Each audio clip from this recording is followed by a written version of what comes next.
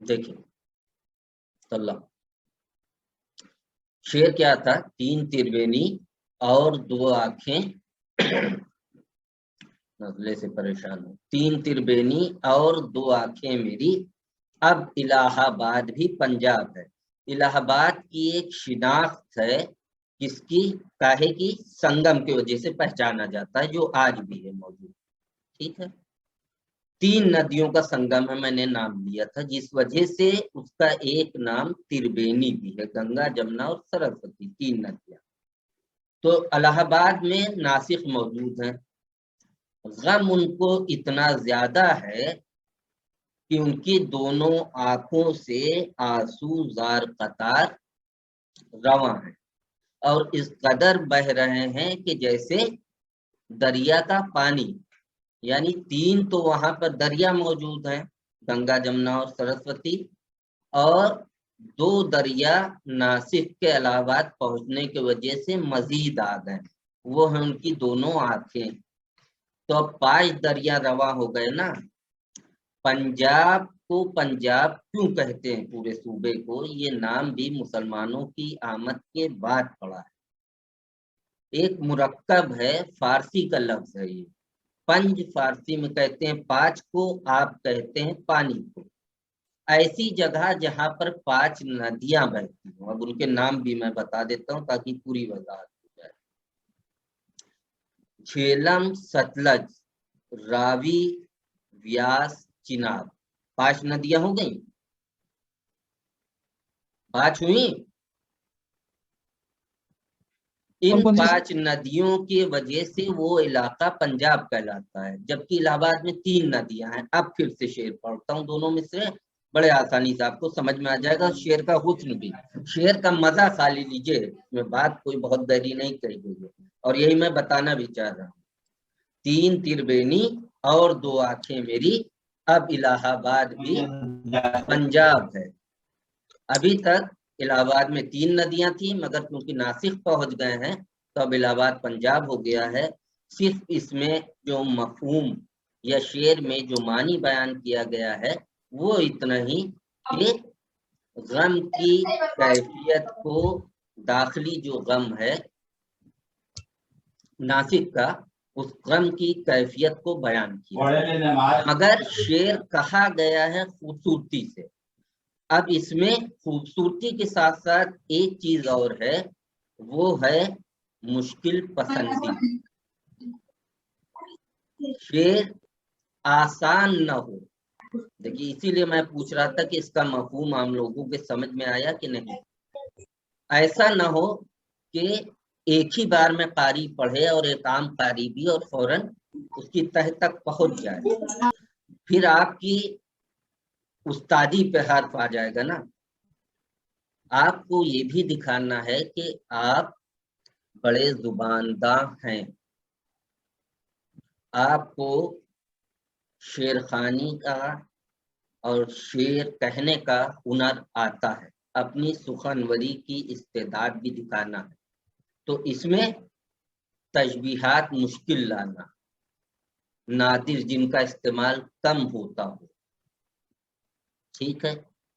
بہت دور کا رشتہ، مشبہ و مشبہ بے میں بہت ہلکی سی بھی یکسانیت ہو، ان 2 چیزوں کو یکجا کر دینا۔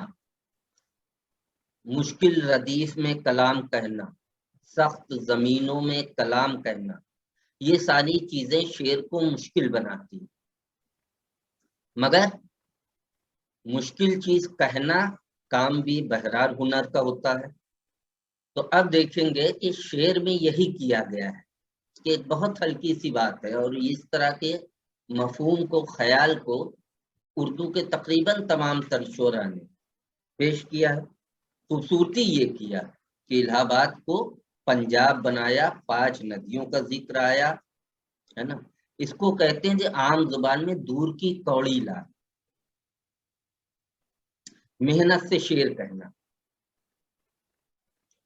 مگر اس کے ساتھ ایک چیز یہ آ جاتی ہے کہ پھر مفہوم کی اہمیت، یا شعر میں جو خیال پیش کیا جا رہا اس کی اہمیت کم ہو جاتی ہے، اور انداز پیشکش اس کی اہمیت زیادہ ہو جاتی ہے۔ اب اس کی مثال دینے کے لیے اور آسان آپ لوگوں کو کر دیں تو آج کل روح افزا تو آپ لوگ استعمال کر رہے ہوں گے سبھی لوگ، ظاہر سی بات ہے کہ کورونا میں ٹھنڈے پانی سے نہ کریے آپ لوگ، ٹھیک ہے، مگر استعمال بہرحال کر رہے ہوں گے، رمضان میں تو بہت ہوتا ہے۔ تو ایک زمانے سے میں دیکھ رہا ہوں کہ تقریباً پہلے کانچ کی بوتل میں آتی تھی، اب یہ ہو گیا پلاسٹک کی بوتل میں، مگر اس کا ریپر وغیرہ ہمدرد کا روح افزا بہت استعمال ہوتا ہے ہندوستان و پاکستان میں رمضان میں خاص کر، اسی طرح سے آ رہا ہے، اسی رنگ اسی کلر میں، بہت اچھا شربت بھی ہوتا ہے۔ کیا جائے کہ شربت جتنا گاڑھا ہوتا ہے اس کی کوالٹی کے ساتھ سمجھوتا کر لیا جائے، اس کو پتلا کر دیا جائے، شربت کو ہے نا ہلکا کر دیں، اور بوتل کو زیادہ خوبصورت کر دیں، اور بوتل کی جو سجاوٹ ہے اس کے اوپر اسٹیکر یا ریپر وغیرہ ہوتا ہے، اس کا ڈھکن، اس سب کو بہت خوبصورت سراہی نما بنا کر پیش کر دیا جائے کانچ کی بوتل میں، تو کیا ہوگا؟ ظاہر سی بات ہے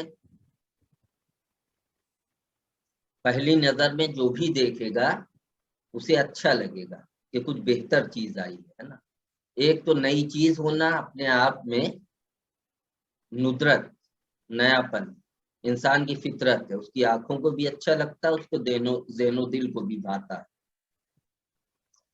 اس کے ساتھ ساتھ پہلی بار جو دیکھ رہا ہوگا وہ تو صرف اس کے باہر کی ظاہری چیز دیکھے گا، اسے تو بہت زیادہ متاثر کرے گا، مگر جب آپ اس کی تہ میں اتریں گے، یعنی اس کا ڈھکن کھولیں گے اور اس کے اندر جو چیز ہے، جو اصل ہے، مشروب، اس کی مثال کاہے سے آپ لیں گے؟ مواد یا شعر کا مطلب یا خیال جسے کہتے ہیں، وہ کیا ہوا ہے؟ ہلکا ہو گیا ہے۔ وہ پہلے زیادہ مزیدار تھا، اس کا ذائقہ زیادہ بہتر تھا، اب کم ذائقہ ہو گیا ہے۔ یہ ایک عام سی مثال ہے، کسی چیز کے ساتھ ہو سکتا ہے۔ لکھنؤ کی شاعری کے ساتھ بھی دیکھیں گے، کلی طور پر یہ بات نہیں، عمومی طور پر، کہ شاعری کی جو پیشکش ہے، یہی میں نے کہا ہے، یعنی شاعری کی ظاہری شکل وہ بڑی خوبصورت ہو گئی، اس میں بہت صنائی کی گئی ہے، اسے بہت سجایا گیا، اس میں شعراء کے درمیان بڑا کمپٹیشن رہا۔ اس کے وجہ سے ہوا کیا ہے کہ اس کے اندر جو خیال یا مواد پیش کیا گیا ہے اس کی اہمیت کم ہو گئی۔ یہ ایک اور تقابل اور ایک اور خصوصیت تھی، ٹھیک ہے، لکھنؤ دبستان کی شاعری۔ اب اس کے ساتھ ساتھ اور کیا ہوا ہے کہ طویل غزلیں کہی گئی، پانچواں پوائنٹ ہے، یعنی اب تک آپ خاص کر دہلی دبستان کو سامنے رکھیں، دیکھیں گے کہ ہمارے جتنے استاد شعراء ہیں انہوں نے میر تقی میر سے لے کر غالب مومن اور داغ دہلوی تک بھی اگر آپ آ جائیں گے اس سلسلے میں تو دیکھیے کہ بہت لمبی غزلیں کہنے کا چلن نہیں ہے، عام طور پر 6 سے لے کر 12-14 اشعار، زیادہ سے زیادہ ہوگا تو 16-17-18 اشعار، اس سے اوپر اساتذہ نے غزلیں نہیں کہی ہیں۔ اس میں بھی زیادہ تعداد ایسی غزلوں کی ہے جس میں 8 سے لے کے 12 اشعار تک ہوتے ہیں، ٹھیک ہے۔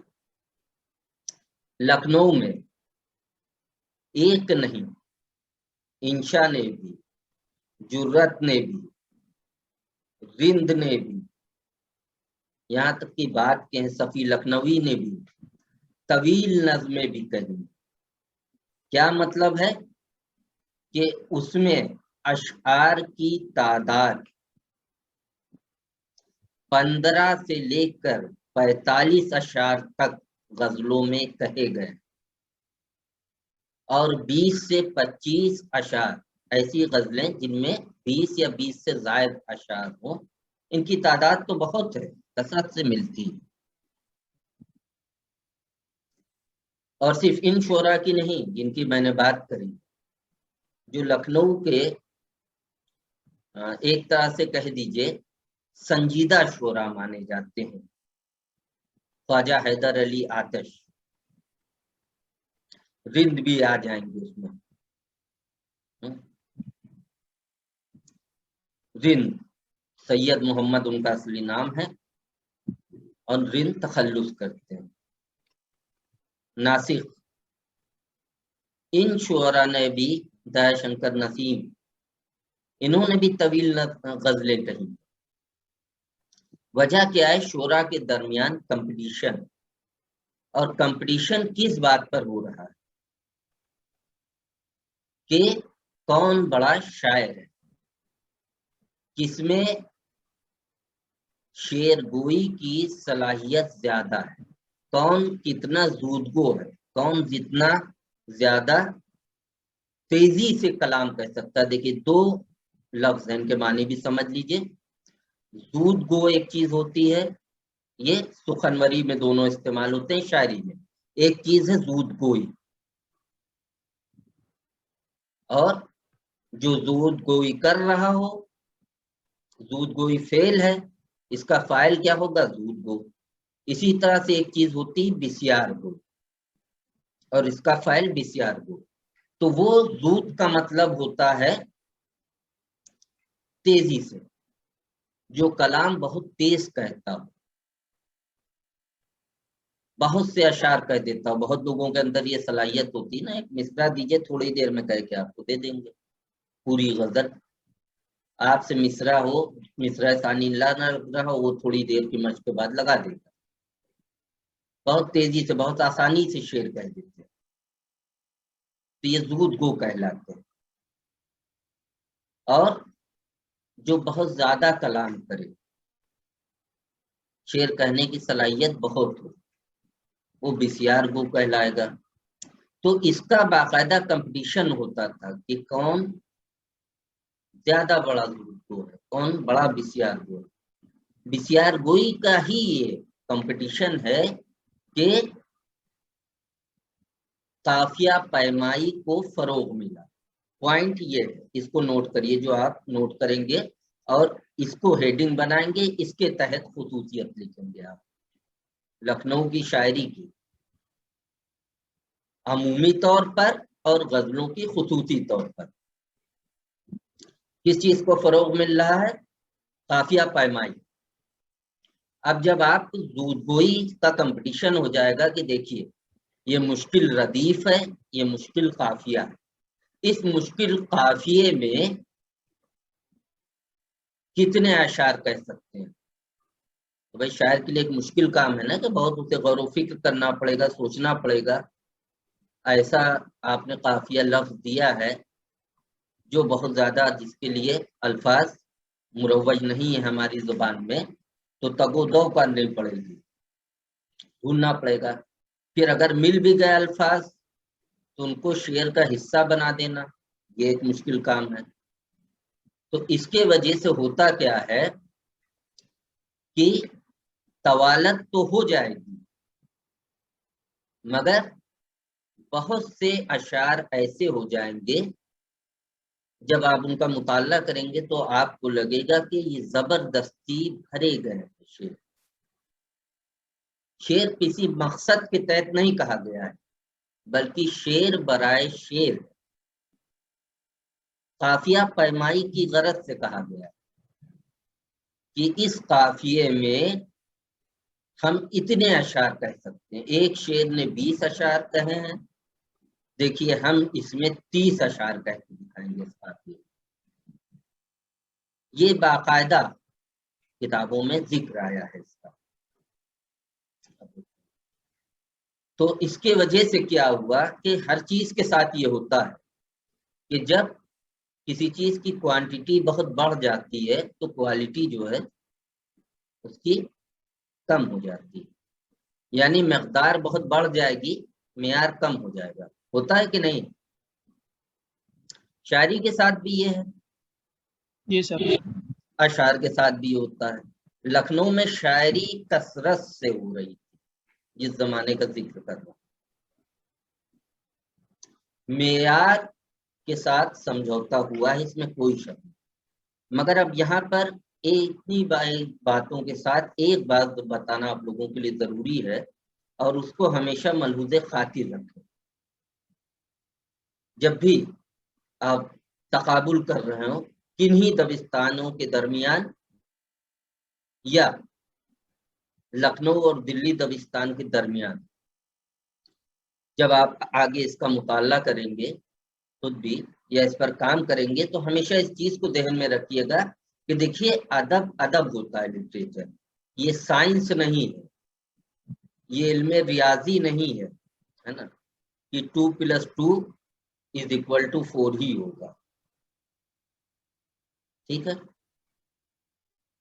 اس میں جب یہ کہا جاتا ہے مثال کے طور پر کہ دہلی کی شاعری میں یا حسرت غم یہ زیادہ ملتا ہے، اور لکھنؤ کی شاعری میں نشاتیہ رنگ زیادہ ملتا ہے، تو اس کا مطلب کہیں پر یہ نہیں ہوتا کہ یہ بات حتمی یا کلی طور پر کہی جائے، اسی لیے غالب یا زیادہ کا لفظ استعمال کیا جاتا ہے، اور اگر نہ بھی کر رہا ہو مصنف یا مقرر تو بھی یہ بات انڈرسٹوڈ ہے، یہ بات کلی طور پر نہیں ہے۔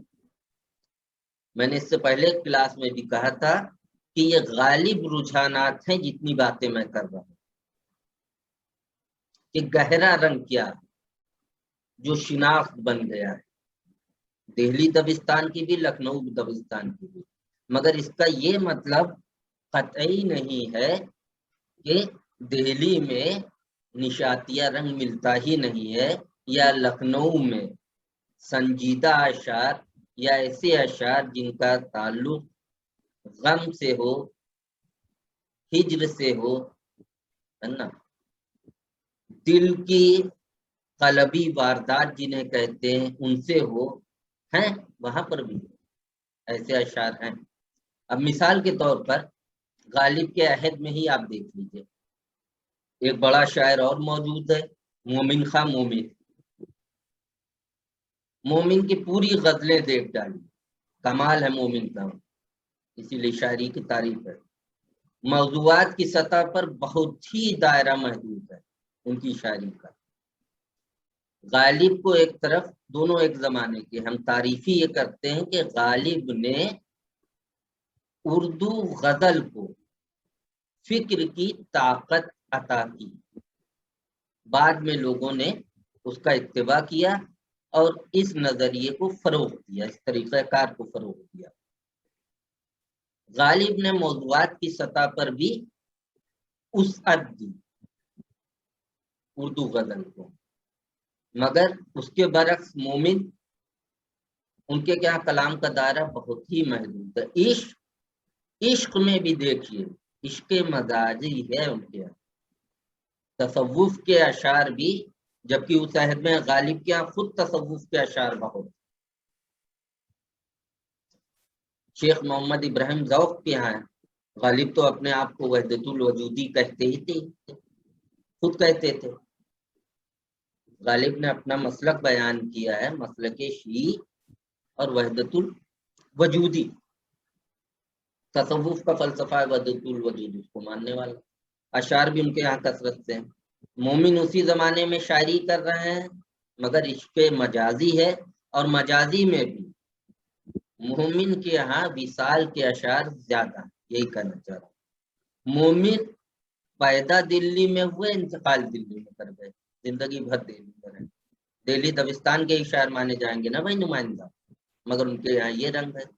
تو عرض بس کرنا یہ تھا کہ یہ آپ اس کو یہ نہ سمجھیے گا سائنس کی طرح کہ بس یہی ہے کلی حقیقت، نہیں، آپ کو ساری چیزیں لکھنے کے بعد چاہے تمہید میں یا آخر میں، تلخیص میں، ماحصل میں یہ بیان کرنا پڑے گا کہ یہ ساری چیزیں غالب ہیں رجحانات، جو رنگ زیادہ گہرا نمایاں وہ شناخت ہو جاتا ہے۔ مثال کے طور پر میرے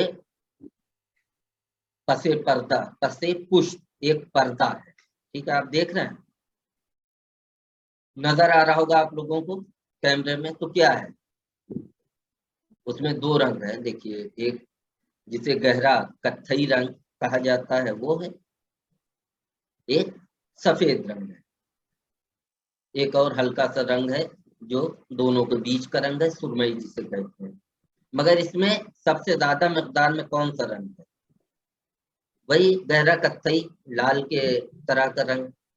تو اس میں غالب رنگ کون سا ہے؟ جیسے آپ دیکھیں گے کتھئی کہیں گے، یار وہ آپ کو اگر یاد نہیں آ رہا ہوگا پوری طرح سے تب بھی آپ کہہ دیں گے نا شناخت کے لیے، ارے صاحب وہ آپ کے ہاں وہ جو پردہ لگا تھا وہ ذرا سا اس طرح کا چاہیے، اچھا کہیے یا خراب کہیے کہ بڑا وہ بیکار سا پردہ ہے اسے ہٹائیے گا۔ بھائی کون سا پردہ میں پوچھوں گا تو آپ کہیں گے یہ بات نا، کہہ رہے بھائی وہ اس میں زیادہ کتھئی سا رنگ ہے، بہت گہرا رنگ ہے، بہت زیادہ کتھئی رنگ، یہ کہلاتی شناخت، پہچان۔ بس یہ ہے شاعری کا کہ کون سا رنگ۔ اب اس میں نے اتنے پوائنٹ آپ کو بتائے، اسی میں سے ایک چیز آئی کہ طویل غزلوں کا چلن لکھنؤ میں عام ہو گیا۔ پھر ایک چیز آئی قافیہ پیمائی۔ اب ایک اور تیسری چیز، مشکل زمینوں میں اشعار کہنا۔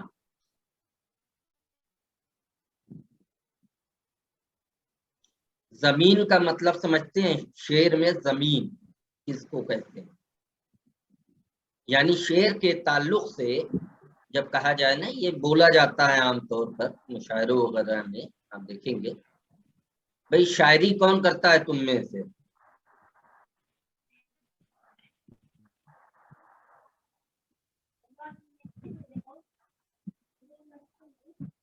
بیٹا نصرت تم نہ بولنا، اس لیے کہ ناموضوع بھی پڑھ جاتے ہو اشعار پر کئی بار، یہ میں مذاق میں کہہ رہا ہوں، بولتی ہے بالکل۔ شاعری کوئی تو کرتا ہے آپ میں سے، یا کوئی بھی نہیں کرتا ہے تو یہ بھی بول سکتے ہیں، ٹھیک ہے۔ شعر میں ایک اصطلاح استعمال ہوتی ہے کہ زمین، جیسے مصرع ترا، ایک مصرع دے دیجئے، اس مصرے کے بحر پر اور اس مصرے میں جو قافیہ استعمال ہوا ہے یا ردیف اگر استعمال ہوئی ہے تو اس پر اشعار کہنا، یہ مصرع ترا۔ اسی طرح شعر کی زمین، شعر میں غزل میں جو دو مصرے ہوتے ہیں ان میں سے ایک مصرع لے لیجیے، ٹھیک ہے، مطلب اب اس کا جو بحر ہے، اس مصرے میں جو بحر استعمال ہوئی ہے، ٹھیک ہے، وہ اور قافیہ، یعنی مثال کے طور پر فائلون فائلون فائلون کی بحر استعمال ہوئی، وہ پلس قافیہ، اور اگر ردیف بھی استعمال ہوئی ہے، کیونکہ ردیف شرط نہیں غزل کے لیے مگر خوبصورتی کے لیے استعمال کی جاتی ہے، تو پھر شعر کی بحر یعنی اس مصرے کی بحر، ردیف اور قافیہ، ان تینوں چیزوں کو جوڑ دیجئے تو یہ زمین کہلاتی۔ تو اب ظاہر سی بات ہے کہ اگر لمبی بحریں لی جائیں گی تو شعر کی زمین لمبی ہو جائے گی، کہا جاتا ہے کہ بہت لمبی زمینوں میں انہوں نے اشعار کہے، یہ مشکل ہوتا ہے۔ پھر کہا جاتا ہے چھوٹی بحروں میں اشعار کہیں، اسی طرح کہا جاتا ہے چھوٹی زمین میں اشعار کہیں، مطلب بحر بھی چھوٹی لی گئی ہے، قافیہ بھی چھوٹا لیا گیا ہے، چھوٹی زمین ہو گئی۔ طویل بحر آپ نے لی، قافیہ بھی آپ نے مشکل لیا اور ردیف کا بھی استعمال کیا، لمبی لمبی ردیفیں لی گئی تو اپنے آپ ایک مصرع لمبا ہو گیا، یہ لمبی زمین، اس میں شعر کہنا ظاہر سی بات ہے مشکل۔